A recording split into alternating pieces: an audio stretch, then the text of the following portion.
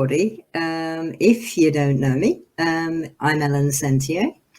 I'm a crazy old witch, or shaman, or cunning woman. I like that one. And I've done it all my life because my parents were. And I write about it and teach it. So I'm going to talk tonight about being with Elen of the Ways, because I share her name, of course, which is a bit of a story as well, and I might give it to you later. But she wasn't quite my first book that I wrote was Moon Books, but she was my second. And I don't know whether you've seen it, but anyway, there it is. Whoops, back off a bit. There we go. Can you all see that? Hopefully.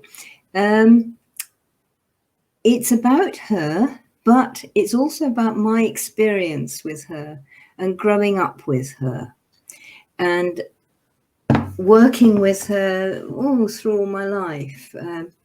Part of it is about some lovely adventures I had in Scotland. Got a great fancy for Scotland. I don't know whether anybody else has, but I really like it. And I've got probably my best friend living up there. So we go up every now and again, and like once a year, and we go off places in the Highlands, in the wilds.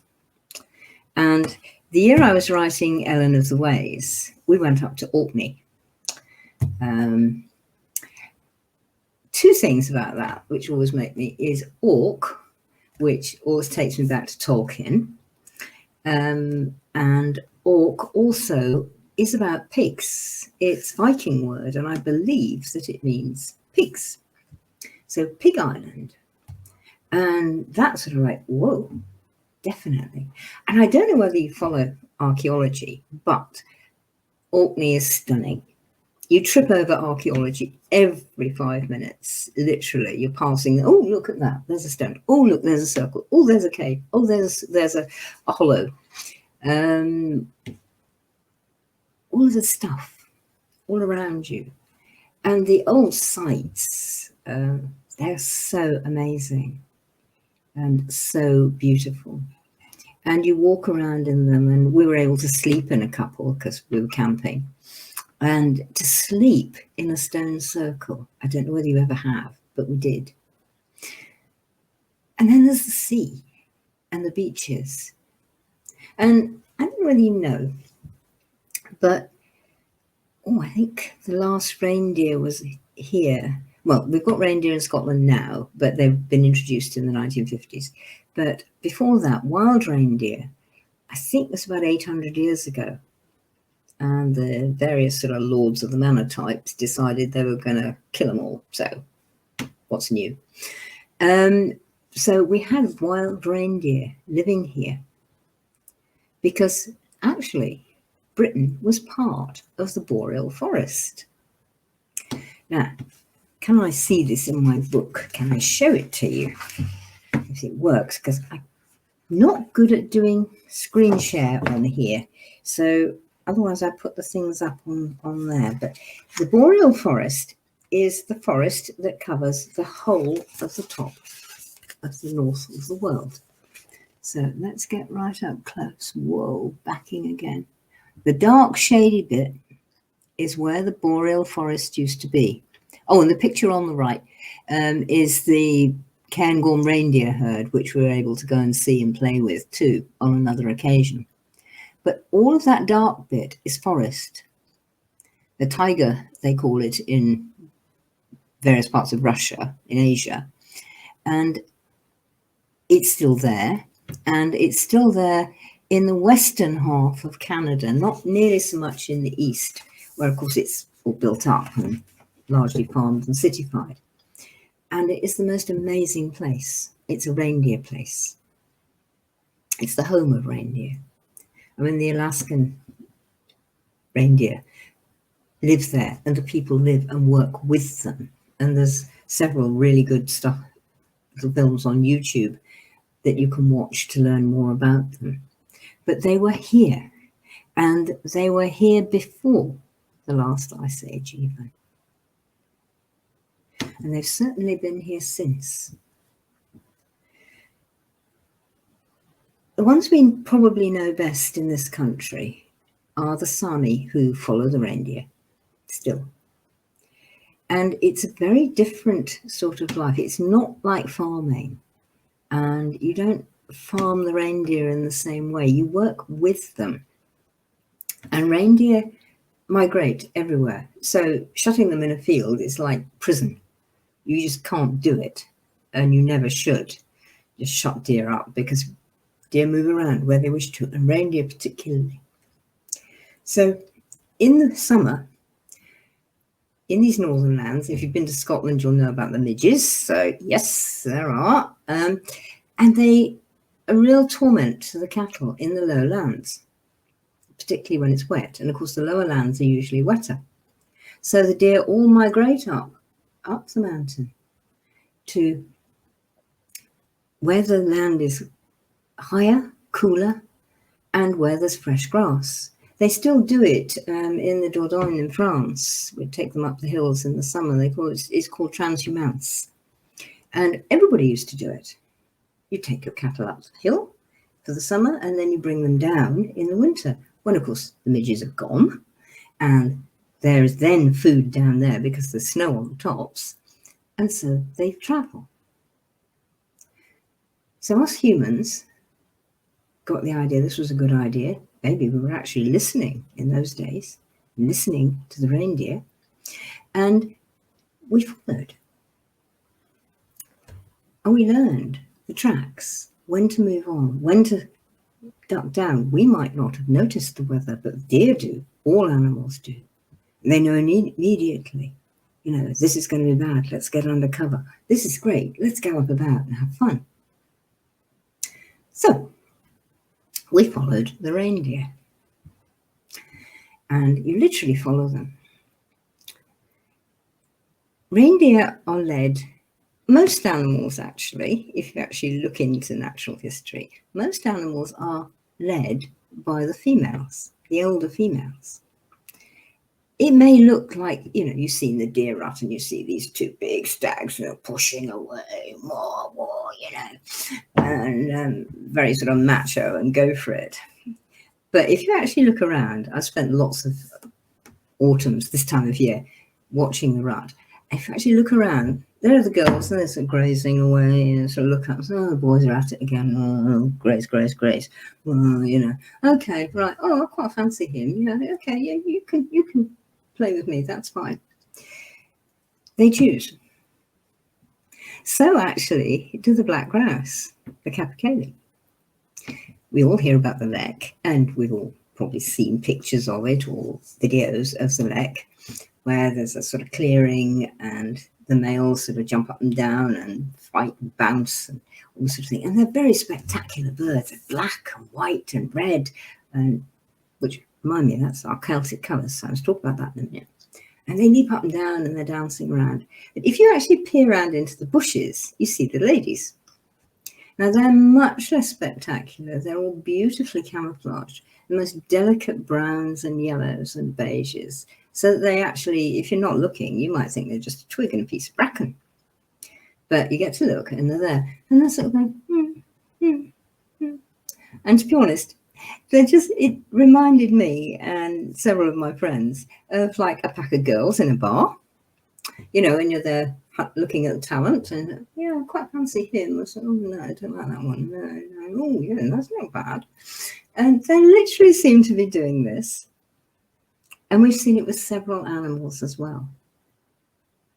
Although there is a male wolf leader, it is the female who has an awful lot of say.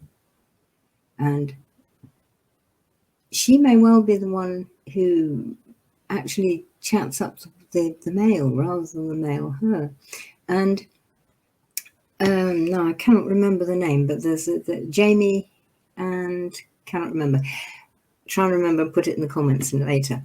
A wonderful couple. They were they're really instigating the return of the wolves to Yellowstone Park. And they literally lived with, in the same enclosure with a pack of wolves for 8 years in Idaho. So what they don't know about wolves is just not worth knowing. They were there. They were in it. And they watched and they thought, oh, this male, you know, he's going to have that female. But he didn't. He had the one nobody thought he was going to have. And they think, I think, lots of people think, it was about her, that she chose him. So that's worth thinking about. And that, of course, is about Elen of the Ways. Because, got more pictures of her here. One of my favourite ever artists, though she's gone off the map now, Cheska Potter. She did this set of cards for John Matthews. Backing is terrible. Sorry if I keep doing this wrong. And this is her Lady of the Ways. Well, that is Elen. Elen of the Ways. That is one of her names. And always has been. Talk about that maybe in a minute. But the antlered lady, the deer lady. And she is, and this is another of Cheska's drawings from the Greenwood Tarot pack. She is the ancestor. Yeah. So our ancestor is a female reindeer. This is who we look to as our primal ancestor in this country. Yeah. Feel about it. So a lot of what this book is about her. And we have got a reindeer on the front. Don't know whether that's a female or not. I'm not well enough up in it to know. But to tell you, for instance, an example of how long we've been following the Deer Trods, following Elen. In France, they found a mammoth tusk, or piece of mammoth tusk. It's about yay long.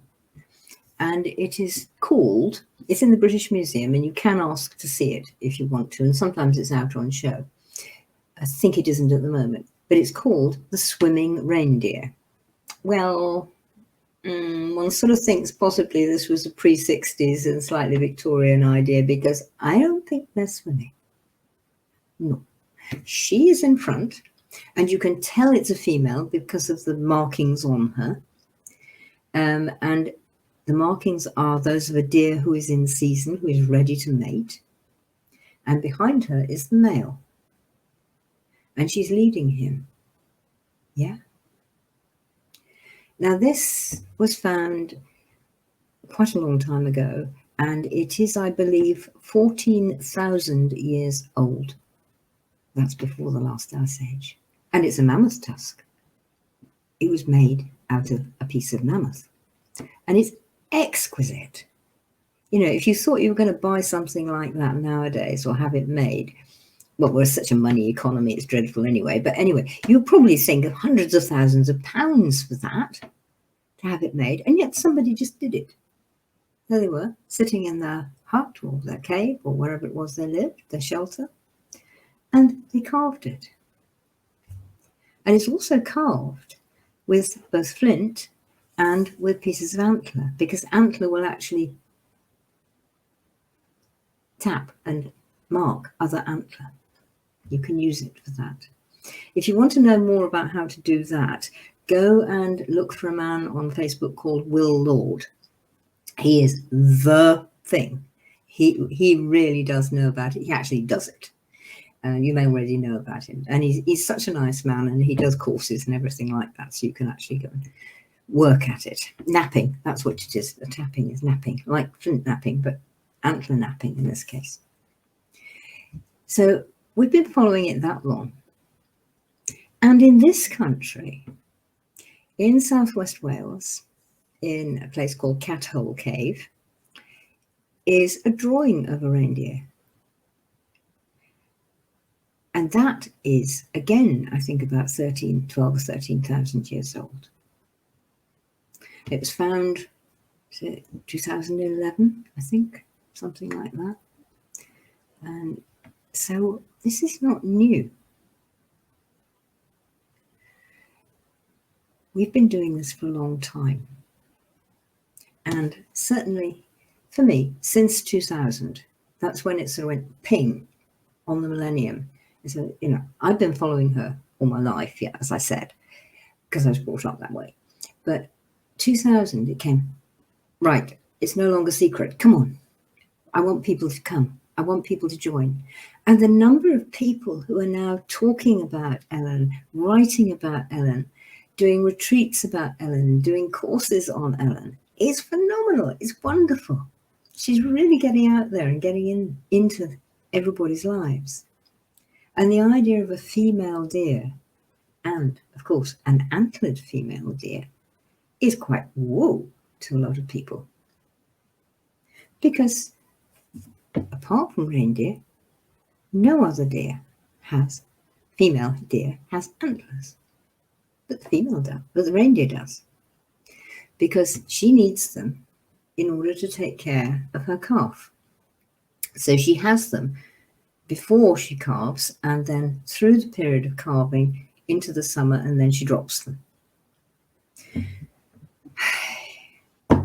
Isn't nature clever? You know, this just happens. This is autopilot, like turning the light switch on for nature. And she can do it. It just works. In fact, it works a damn sight better than most people's light switches, but whatever. So, she was my first book on Elen, but not my last. And I'm always with her and always talking about her all the time. Not long after I wrote that, got with Moon Books again, and they said, yep, do this. So we had, I can't even remember which fingers are which. We had Following the Deer Trods. Now this is about actually doing it in our everyday world, the sort of practices and little spiritual disciplines and things you can bring into yourself that will help you find the deer trods and follow them. Now, not everyone loves this cover, but I do.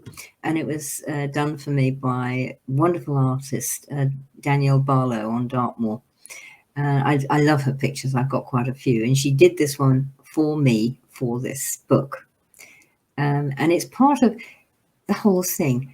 There are the birch trees, which are very special to Elen. There are, come down here, finger, no, there. There are the fly agaric mushrooms, the red ones with the white spots that grow at the bottom of birch trees very often, amongst other trees, but birch trees they do like.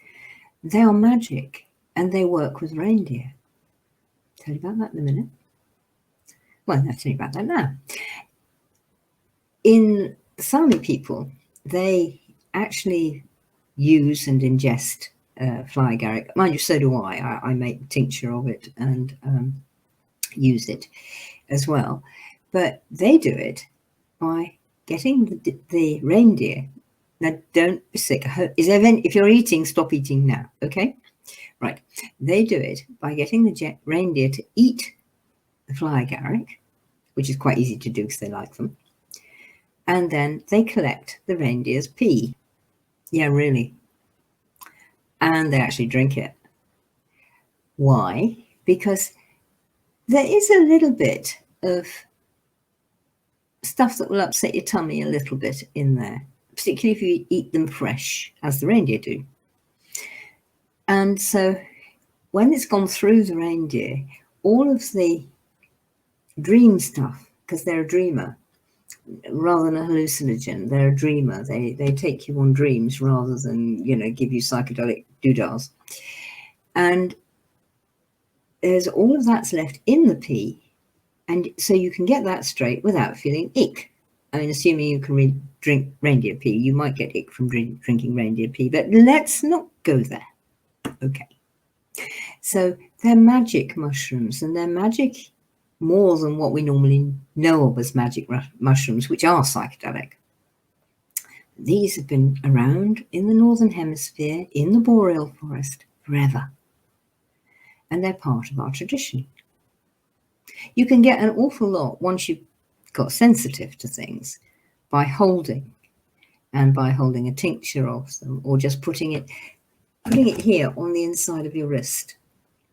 And you'll get a lot from that once you've learned to notice what you're getting rather than ingesting. It's a bit like homeopathy. You know, when you ingest it, it's sort of homeopathic, level 3, level 5. And then you take it a bit further and it might be level 20. And you get to being able to put it on your wrist and it's like homeopathic level 200. Okay? Really, wow. So you don't actually even need to ingest it. So anyway, on the picture, there is a flying deer. Now there are some more, they're called the flying reindeer. And they come from the Mongolian people who also follow reindeer. And they have stones in what is now a desert there. And this drawing, Danielle took from those drawings. We shared pictures and I shared photographs of them with her. And she took it from that. And because it's just so wonderful. I mean, what I really, really sort of love is this, the antlers that just are flowing down the deer's back. Yeah. And that stylized curve, which is how they are in the deer stones. So we put all this together and the stars, because of course she's part of that, for the title, because it's what Following the Deer Trods is about. So in this book, it's very much do this, have a go at that, try this, play the other one. So I can find the index to remind myself. You see, we talk about what is it? What is it just to follow the deer trods? Which is a bit what I've been talking about now, before. And then there are all sorts of ways you can do this. And we go through the basics. Well, there's the basics of everyone's tradition. If you really look at old traditions all around the world, we all share 3 worlds and 4 elements, sometimes 5. And things like that connect us. And we have a thing which we call the 6-arm cross, and it's about the vertical axis, which is, goes through your spine, and that connects you between the sun, yourself, and the earth. So it's the heart of the earth up through you to the heart of the sun and back down again. And then we also do it, and we start off by doing it. I'm going to do this. You're all going to laugh. I don't care. This means standing up. So excuse me, slightly crippled woman stands up, and I've got to reverse away, otherwise you won't see me. So I'm still here, honestly, really. So you're standing and you've done the earth sun. So you reach out and say your forward hand, it doesn't have to be, but your forward hand, say, goes to the north. And your rear hand is going to the south. So you're feeling the energy going up and down through you. And then you're reaching out and you're feeling it going out beyond you. So it comes off the vertical axis and out through your heart and then out through your arms and actually out into the world. You reach out and touch with the energy threads. So you do that, then you let it go. And then this time, on the other diagonal, your hand reaches out to the east, your forehand and your backhand reaches out to the west. And again, you feel the energy flowing down, up and down you, and going out through the arms, out into the world. So you touch the energies with the threads. Yep. Well, I hope you had a good laugh at that. I think it was fun. So all sorts of things like that are in the book. And then there's ways of making it in all sorts of ways. So very simple connections that you can do, which I ask you to make, like with pipe cleaners, and then bring them into your body. And we investigate the ancestors. Remember the ancestors? Whoops. Not just her, though. Not just her. Lots of other ancestors, too, including actually this lady. Let's put her up if we can. There's Sheila and a gig, who is also Caridwen with the cauldrons and all sorts of stuff like that. So we investigate all of this stuff and we go and play with it, because following the Deer Trods is a lot about playing. It isn't about like being in a university or a school. Oh, you've got to do it like this, this is the only formula you can do it in. No, it's about you finding your relationship with all the things, the energies, the beings, with other world, and with this world too. It's only humans who separate other worlds and this world. Animals don't, plants don't, rocks don't. But we humans, we think we're separate. Rolls eyes. So it's all about not being separate anymore, following the Deer Trods. Remember, followed up the mountain and down the mountain. You went with the deer. You learned from the deer. You didn't master the deer. You were their pupil. You learned from them. This is what we do. And actually, many of the old ways, and certainly the old ways of Britain that I've been brought up in, they're not about mastering magic, becoming some wizard. Even Harry Potter, who's great fun, but yeah. It's not about that. It's about working with all the time and realizing you're not alone just because you don't have another human around you. There's all sorts of stuff. There's the plants and the animals that are around you, the birds that are singing in the morning, the trees that you go for walking, and the plants in your garden. Even the stone that you tripped over might have something to tell you. All sorts of things like that. So following the Deer Trods gives you like a starter for 10 in this. And it's good because it helps you and it gives you some stuff to get going with and see if you like it, see if it fits you. One tradition doesn't fit all. This isn't sort of, a one sock fits all kind of thing. This tradition may work for you or it may not. This will give you a chance to have a feel in and see. I did say at the beginning, so I'm going to bore on about it again. I did say I teach this stuff as well as write about it and live it and everything else. I do. I teach it on a site called the Deer Trods Tribe, which is www.deertrods.com. I think Rachel's going to put it there. She's done it now. Thanks, darling. And you can go and find out more there. And you can just sort of read the blogs if you want to and look at the pictures and listen to and read the stories, because we've got all that sort of stuff up as well. And we've got some videos we like and some music that we like. There's lots of German and Scandinavian music. It's wow. So we've got that up because it gives you the feel of all this kind of thing. And these people who are doing it, they're not just being, well-paid musicians wanting Hollywood. They really mean it. And that's so beautiful when you find artists and such like who really mean what they're doing and they're following these ways too. And it's great. So if all that turns you on and you've had a sort of sneaky lurk around and look at Fiona and I and see whether we're any good or whether you feel anything for us or whatever, and if you like it, then you can join up and be a member. And then this really came about because of COVID.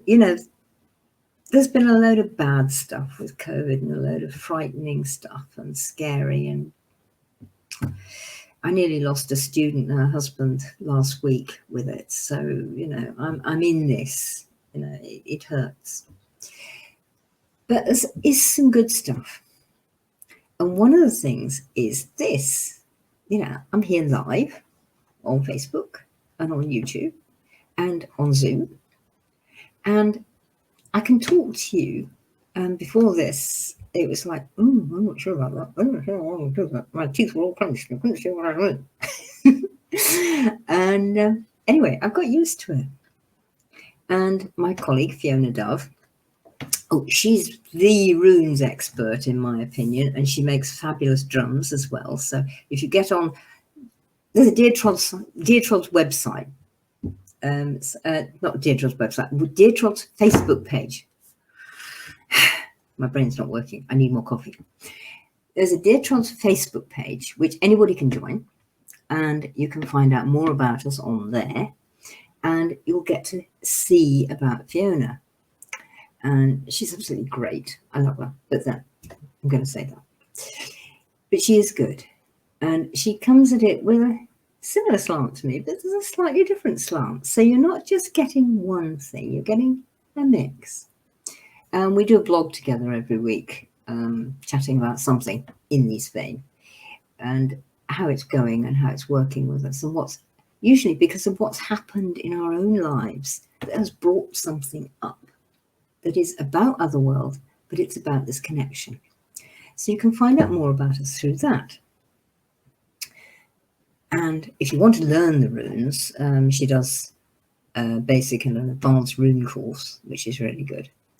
But the other thing that we started doing, and it seems to be working, we've done it with a few students via Zoom and via the site, is now most people know about totem animals, power animals. We don't have power animals in Britain. We have familiar spirits, you know, the witch and her old cat, or her crow, or her toad. But more than that, we're not just stuck with cats and witches and crows. I mean, I've got a cat, so, you know, obviously I'm keen, but there's lots of other things. And Fiona doesn't have a cat at the moment. She loves cats, but she doesn't have one. She's got dogs. She's got 13 ferrets, about 50 assorted poultry, hens and ducks and geese, and 4 horses, one superlatively gorgeous, huge Suffolk punch, who is golden with a blonde mane, nauseating. You know, you want a long blonde hair, he's got it. And he's a he. He's George. And also 3 wonderful Arabs. Beautiful bay mare, who's been a brood mare, but she's now being a loved companion. Poppy, and her daughter, who is a right princess. She's 2 and a bit, and she's Palomino, that's golden with a white mane and tail, and she's a bloody princess. She really is. She's frightful. She's like madam, but she's absolutely gorgeous, and she's very bright. And the old wicked uncle, Abe. Abe is a magician. He's a grey Arab, beautiful dapple grey, and oh, my heart goes to him every time. I'm in love with him. Now, all of these are animal shamans. And so is my cat, Kellen, who you have seen pictures of if you've been on my Facebook pages. And an animal shaman is not even a familiar spirit. I mean, they can be, but this is not what we're talking about. They are shamans in their own right. They're not dependent on humans, and they're actually teachers of humans. And so we started doing this. We had one course where we wanted to teach 8 students about something. And we thought, Now, one of the things you learn with in following the Deer Trods a bit, and certainly much more in the tribe, is a thing called sit with. And what we do is when you've got a problem, you sit with the problem, but not just the problem. You also call in Otherworld. Guys, I've got this problem and I'm not sure what to do. So you just sit there, eyes open. You don't have to go into full lotus meditation or anything like that. Guys, can you help me? And as you get used to doing it, ideas come really fast sometimes. So you have to say, sorry, I missed that. Can you send it past me again? Which Otherworld don't mind. And they come and they help you. So we sort of said, how are we going to do this with the students? And immediately 3 of Fiona's animals, bang, turned up. Now, this is going to really, I mean, we had it with some of the students that like, they said, really? Can't do that. Because the first one who came up was Black Duck. Now, Black Duck is a lady, and she is a black Muscovy duck.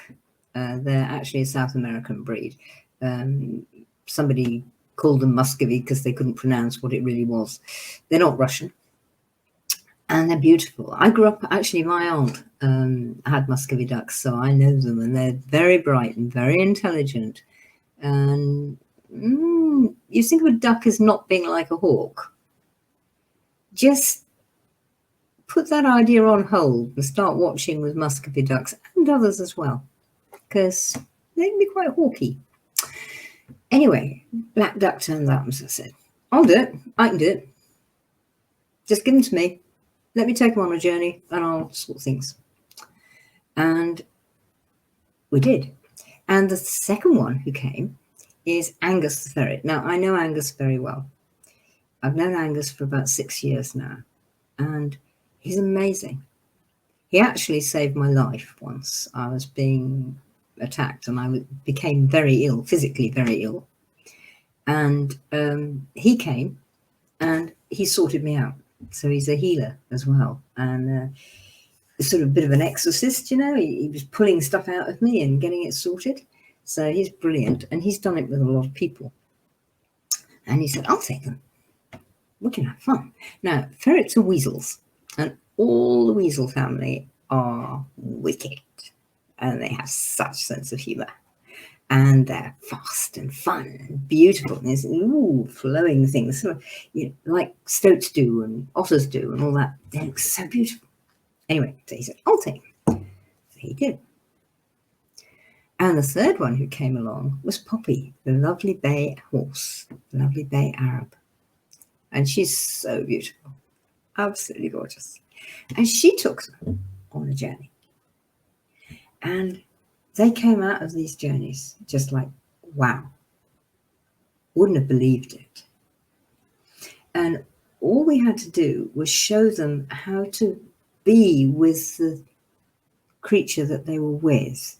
By the way, none of this was, they didn't meet them face to face. This was all energy. And all of them sort of said, I suddenly got Angus in my lap. I got this ferret sitting in my lap. And wow. Or I kept finding feathers, and one of them kept finding black feathers. And it's like, I better do this. This is speaking to me. I'm finding things. So they went on this journey with these creatures, and it was amazing. I mean, one of them went on this fabulous sky ride gallop with Poppy, but they showed her all sorts of things and showed her how not to be afraid of all sorts of other things that she was afraid of.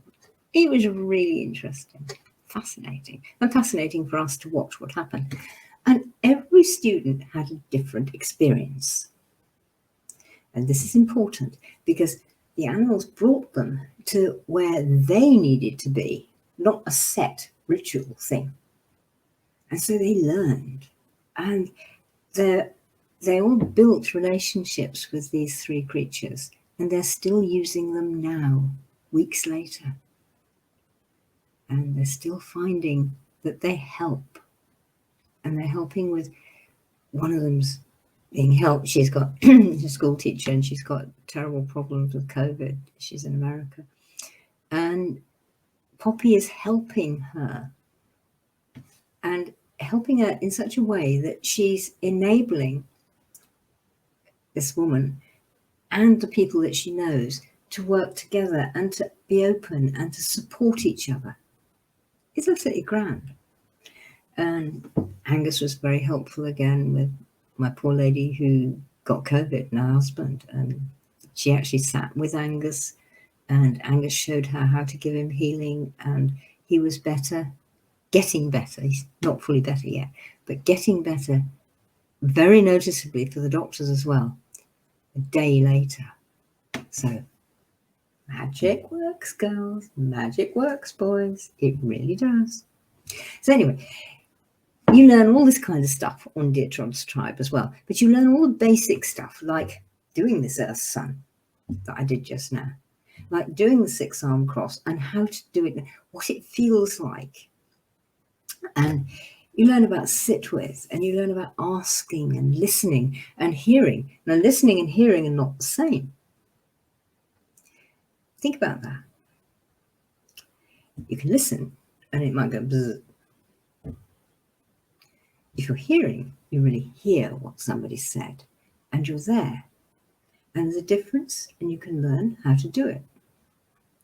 So there's absolutely masses. And this is all following the Deer Trods, and it's all grown out of this. If I hadn't done this in the first place, I wouldn't be doing the website now. It was so important, and it really helped. So if you fancy it, get this one. And you probably like that one anyway, because it's about Ellen, and it's about my experience of her and my growing up with her, and then my later experiences with her. And you may well find that's fun. You might enjoy it. And it's a very good introduction to see whether you like it at all, or whether you like my writing at all, which you might not. So you can give it all a try. And if you do, there you go. Buy the books, get on Deer Trods Tribe, and love to see you there, people. It'd be really good. So that's where you can find us. Absolutely. Yeah. Thank you very much. That's the Facebook group. And the quickest way in is get there. And we're always chattering and dribbling on there, so that'll be fine. Oh, little thing with the site. When we give feedback and do feedback, we do it through the Facebook group. We've got a special students group, which is quite private, not like that page you saw just now. Only the students can go there, so they're not sharing stuff with all and sundry, so it's quite safe. And they go and share their stuff up there, and we give them feedback. And we're starting to organise meetings, Zoom meetings, through Facebook that they can get on, and we can all chat and talk about what we do and what they do, and we can try and answer some questions, at least with questions that will lead them further, not with proper answers. We don't give answers. We give you another question that will take you to your answer, not my answer. So there you go. Anyway, I think I'm going to wind up now. And lovely to be with you. And I hope you didn't all go to sleep and I didn't bore you to death with my poetry like a Vogon. And if there are any questions, Rachel, fire them at me and we'll see what we can do. Oh, did you like it, Maria? Did you get on with it? I hope so. That's another one about me and about my relationship with Merlin. And it goes quite a lot deeper than I was going with Ellen. And it's very magical. I literally met Merlin when I was a few months old. I've got a memory. My memory goes right back to the womb and to coming out of it. And I know they're true because I've tried them out, tested them and checked them. My memories are true. So I remember this. I met him when I was about 3-4 months old. And he was with me. He still is with me all my life. Bit magic, man. Do I have any set daily practices? Yes, the Earth Sun. Absolutely. It's very simple, and it's in here, in Deer Trods, on the site, and it is about connecting with the heart of the earth, up through thread going down to the heart of the earth, coming back up through you, and going out to the heart of the sun. A sun thread comes down with you and earth thread, down through you, goes to the heart of the earth. And then the three of you, earth thread, your thread, and sun thread, come back up through you. And you just let that happen, just for a few minutes. I use it all the time. Like if I'm not sure what to do, if I've got to go and see the bank manager, if I'm going to the doctors and I'm worried about what they're going to say, like before I had an MRI, which was dreadful, but it wasn't dreadful because I did the Earth Sun, and it just, whoa, there you are. You're connected.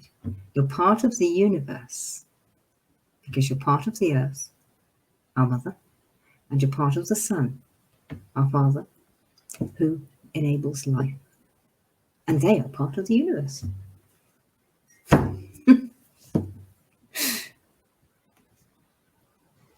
Well, thank you. Great to see you. And we must remember that let's talk about our practices, Rachel, sometime. We'll do that too. Thanks ever so much, Rachel. Thanks, everybody. And take care. See you again. Bye for now.